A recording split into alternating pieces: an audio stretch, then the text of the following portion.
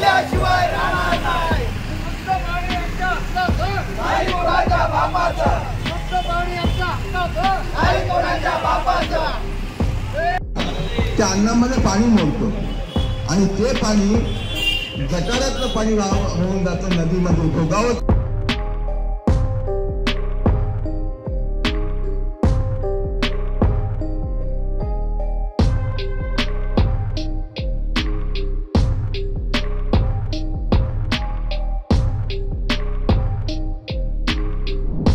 पेण शहराला थेट गटाराचं पाणी येतं असा आमचा आरोप होता. नदीमध्ये 2 गटाराचे प्रवाह सोडले जातात आणि तिथूनच पाणी लिफ्ट करून हे पेण शहराला येतं.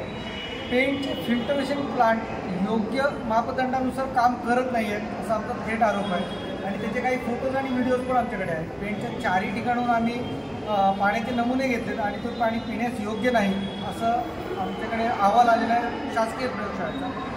त्याकरिता आम्ही वारंवार पत्रव्यवहार केला.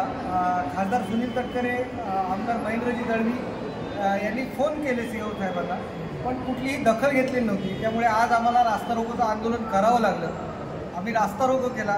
आज CO साहेबांनी त्याच्यामध्ये दखल घेतलेली आहे आणि तात्काळ ते सोमवारपर्यंत प्रस्ताव कलेक्टर साहेबांकडे पाठवतात की प्रशासनाकडून नगरविकासासाठी जो निधी आलेला आहे तो निधी वर्ग करावा पाणी पुरवठ्यासाठी, शुद्ध पाण्याच्या पुरवठ्यासाठी असं त्यांनी मान्य केलं आणि जे नाले नदीत सोडले जातात ते तात्काळ डायव्हर्जन करण्याचं त्यांनी आश्वासन दिलेलं आहे. आता ज्या पद्धतीने त्यांनी जर तात्काळ आश्वासन पाळलं तर ठीक, नाहीतर आम्ही पुढे आंदोलन चालूच ठेवू. पिण्याच्या पाण्याच्या नमुन्यांबाबत काय घेतलं? आम्ही शहराच्या 4 ठिकाणून पिण्याच्या पाण्याचे नमुने घेतले आणि शासकीय प्रयोगशाळेमध्ये तपासणीसाठी पाठवले.